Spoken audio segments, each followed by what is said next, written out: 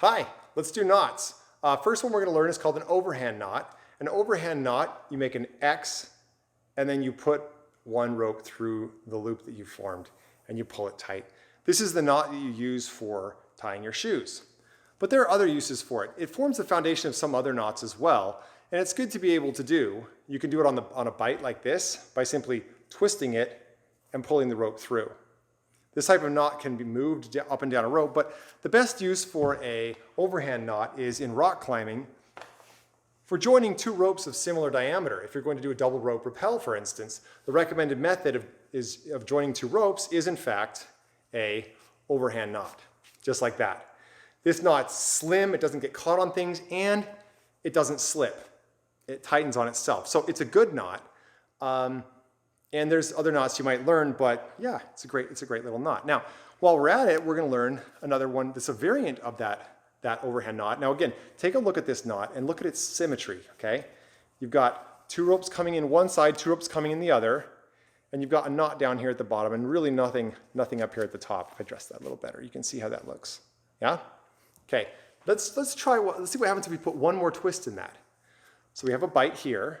We're going to go once, and then twice, and then bring it back through. And now we have a little bit different looking knot. This is called a figure 8. Can you guess why? 2, 4, 6, 8. Yeah, you can see this knot is a very strong knot. It's used a lot in rock climbing. You can join ropes with it like this. More often it's used to tie off a harness. It can be done with just one rope on itself. But this type of knot has the neat thing that it comes undone easily. So after weighting this knot really hard, you can just push on both sides and it comes undone. That's the main advantage of a figure 8. How would it be done with a single rope? Basically, you just take a bite like this and you go to make a overhand knot. But instead of going through to make an overhand knot, you come around the back side and then through that little eye. Let's try that again. So we have our rope, we have a bite on the rope, okay? And then we're gonna make a little loop, like we're gonna do an overhand knot, okay? But instead of just coming back through, we're gonna come around and we're gonna come in the back side of it. That's that extra twist we put in that rope. And now we've got ourselves a figure 8, which we can clip to, like that.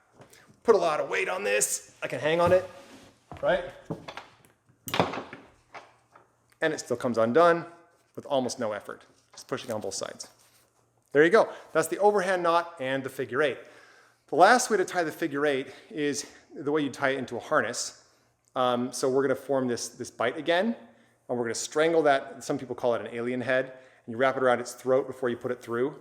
And now that's the basis of a figure 8 knot, that when it goes around your harness and through your harness, now you can feed it back through. So you can always just grab two sides and untie that pretzel a little bit to get yourself some more room. Okay.